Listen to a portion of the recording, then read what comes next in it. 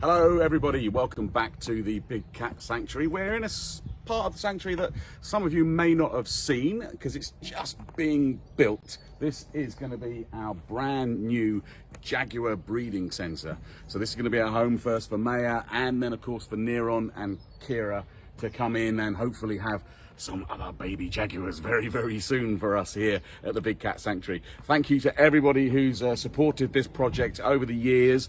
We've had some time building it. We've had weather, and we've had COVID. We've had everything that's delayed this getting done. But as you can see now, we've got some new stuff being put in. It's up, it's getting ready. So we really hope to be opening this centre sometime soon this year, with everything goes well. So thanks for everyone that's donated and helping us with that and all you've done for the sanctuary to keep us going through these hard times. We have a live for you today with one of our other splendid cats. We're going to walk down here and see the lovely Gemma and the beautiful Sophia.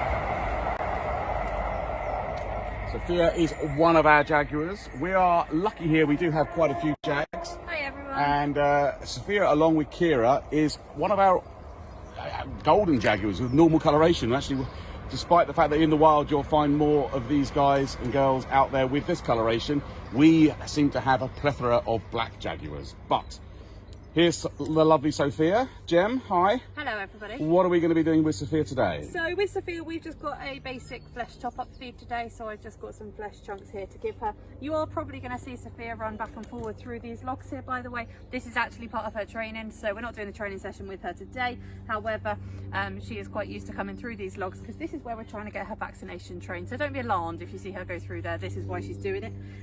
She'll be coming We saw over. that, I think, didn't we, with Narnia, I think, Yes, when Holly was doing exactly that. So it's a very similar thing. That's why the logs are there, is to help her press up against the mesh so that we can maybe look at training her to take injections. Yeah, that exactly same system. I mean, you can probably tell from Sophia, she's a bit of a sassy girl. Might be hard to tell already, just from through the facial things she's pulling. However, she's really, really good with the training. Jaguars typically are very, very intelligent cats, and so she's picking up things very fast. And even though I'm not even asking her to, she will naturally go through there because she's expecting a training session. I generally am her primary trainer as well, so this is probably why she's going back and forward through it so much.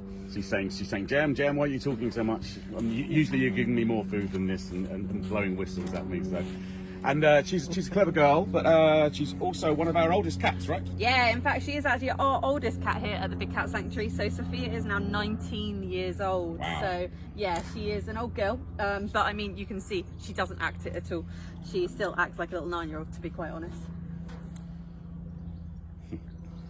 Still cute, but sassy, you say, as well. So, I mean, are jaguars, as opposed to any other sort of cat species, a bit more aggressive?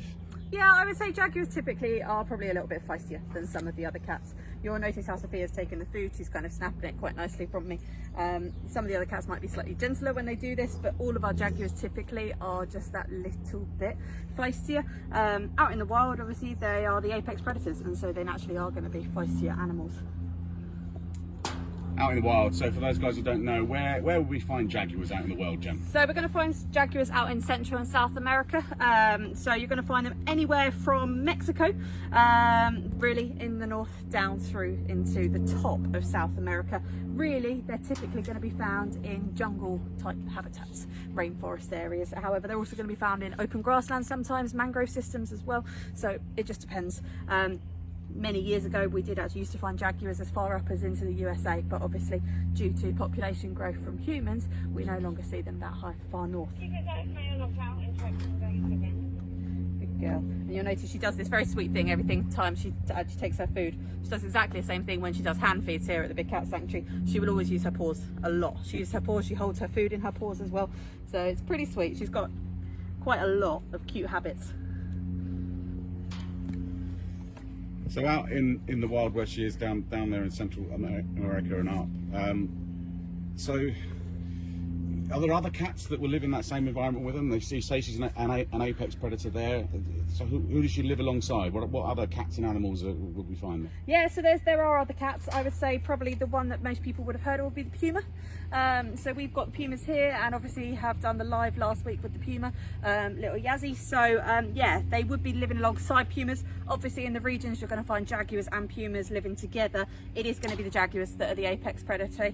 So anyone who has seen a puma, or if you've seen them on our lives, you might not actually think a puma looks that different in size to a jaguar, but in actual fact jaguars are far more powerful. When Sophia just stepped away there, you might be able to tell she's quite stocky in comparison to a puma. Okay, she's very square built, and even looking at me in front of me right here, she's got short squat legs, however they're very square and set out. Okay, so jaguar, it's all about the muscle with these cats, it's all about that power. And then the thing which I think we have mentioned before, but just to mention again because I think you can see it really nicely with Sophia, is the size of their head as well. Okay, so she's got a, not in a mean way, but she has got quite a large head for her body size, and the main reason for this is because she has one of the strongest bite pressures, if not, well, it is the strongest bite pressure of the cat family. Okay, so very impressive biting pressure. I know she's taking the food very nicely now, but believe it or not, that jaw for pressure would be able to actually crush straight through a caiman's skull. So very impressive what these cats are capable of. Pumas on the other hand wouldn't quite be able to take something down quite as big as that. Very impressive.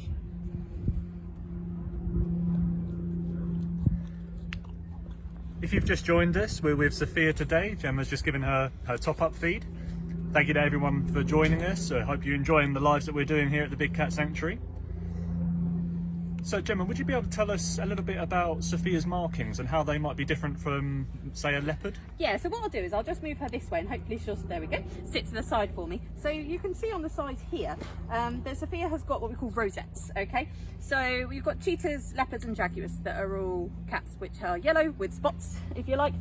Cheetahs, you're going to look like a little paintbrush, it's like little dots. Someone's done little paintbrush dots all over the body. With a leopard, they do have rosettes quite similar to the jaguars, and they're just kind of one circle. However, if you look very closely next time I turn Sophia around, okay, in each of these circles here, you can actually see a dot right in the middle of them. So each of those rosettes just there, each of them actually has a little dot in the middle, and that's unique to the jaguars. You are not going to see that in the leopards. Okay, so this is the biggest difference. You tend to find jaguar markings are much larger on the body as well than the leopard markings would be. And like I say, if you ever see a picture of a rosetted cat, so of a cat with these rosettes on and you don't know which is which, typically one of the best things to do is actually look at the head, because the head on the jaguars is going to look a lot larger than the head of a leopard's. Good to know. I think also I mentioned at the beginning, obviously we have some other jags here and they're jaguars, but they're black. So we normally talk about the coloration of a black jaguar when we're looking at a black jaguar, but actually now we've got Sophia in front of us as a golden jag. Maybe just explain why they're different. Are they different species, or what's the deal with the colour? Yeah, so they're absolutely not a different species. Okay, so they are exactly the same species. There is only one species of jaguar. All it is they are melanistic. So what it means is the golden bits of Sophia's fur here actually are black instead. Despite this, they still have the markings. So the markings you can see on Sophia, you are going to see exactly the same markings on the black jaguars. It's just much more difficult to see them. Typically though, if you were to actually shave the fur, you would be able to see those markings underneath, believe it or not. Now out in the wild, this is actually the more common colour, okay? So most jaguars you're going to see out in Central and South America are going to be rosetted. You're looking at just over 90% of the population being this colour. Less than 10% are black jaguars, okay? So it is rarer, however, confusingly, it's a dominant gene. So if you're breeding a black jaguar with a rosetted jaguar, you are more likely to actually get a black jaguar as a youngster.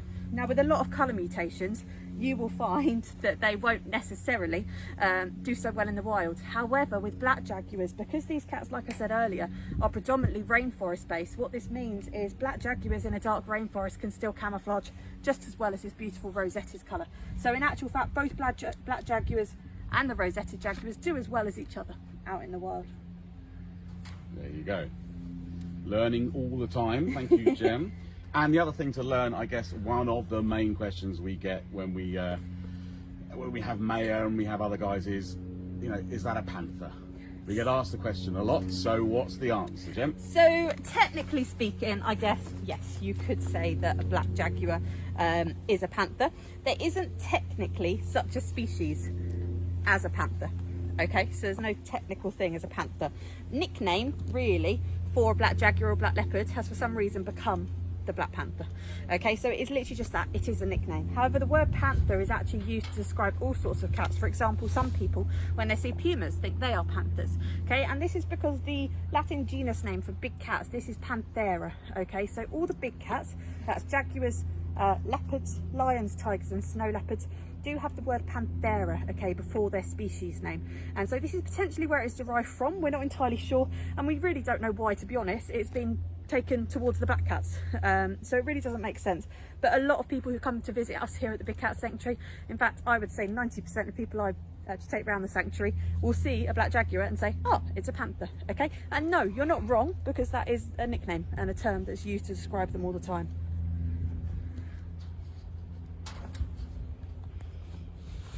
Well, thank you for everyone who's joined us again today. We're with Sophia. She's just having a top-up feed with Gemma.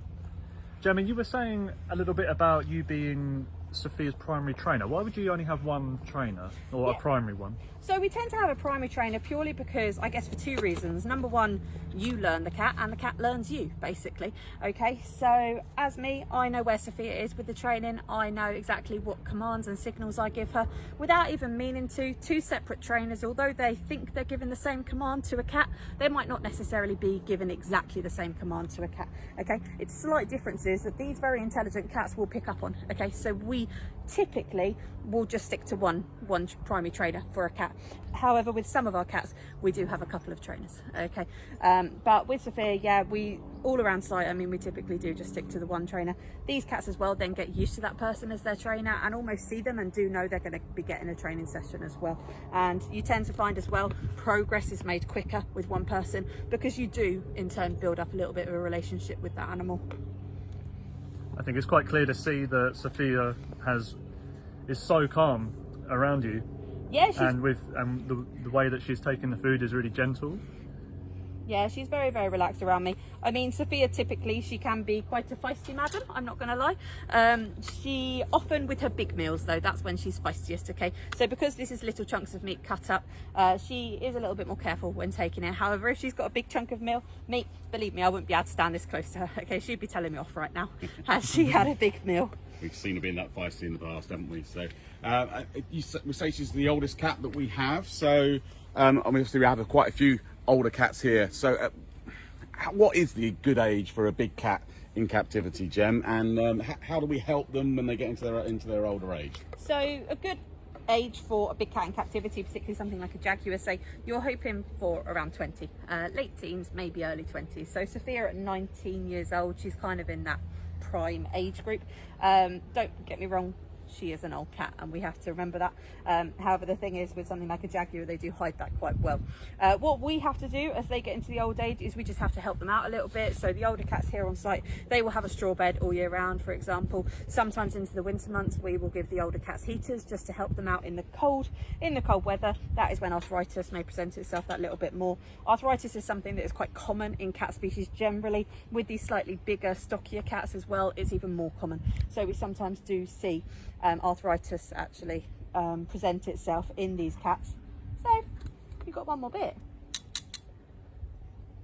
No, we don't want that bit. So what we actually also do is we do also give them supplements. Okay, so we will give all of them a supplement called Flexidin, which is basically glucosamine based. So a lot of you at home have probably heard of glucosamine. It just helps with the joints as they get into their old age. And obviously we do just monitor them. Anything that we do notice, we do just let our vet know. And if he thinks he can give us anything to help them out, then of course we do it straight away. But like I say, a lot of our cats as they get older, especially like a jaguar, anything that is wrong with them, they would probably cover up and hide quite well, because naturally that's what they'd have to be doing in the wild. So she gets the best of care here at the Big Cat Sanctuary, which is fantastic. Looks like she's chomped through all her bits of meat, apart from the last one. She's leaving that one for one, maybe, left. We don't know. But I'm sure she'll come over. She maybe come over for the other one. There we go. Last bit of meat for Sophia. Well done. Lovely girl. So yeah, you can see that we take absolutely fantastic care of all of our cats here. Thank you, Gem. Thank you, Sophia. If you guys want to help care for a cat like Sophia or other cats, you can adopt our cats online. Just go to thebigcatsanctuary.org. You'll find all of our cats up there. We are waiting to put up the Lion Pride, the White Lion Pride, so watch out for those guys coming up soon as well. But if you can support us, help out and care for these cats, and doing everything that Jem and the rest of the keeping team do to look after them, that would be fantastic. Thanks again for watching. We'll be back very soon with another live, so come back and we'll have another cat for you. Okay, see you again soon. Bye bye.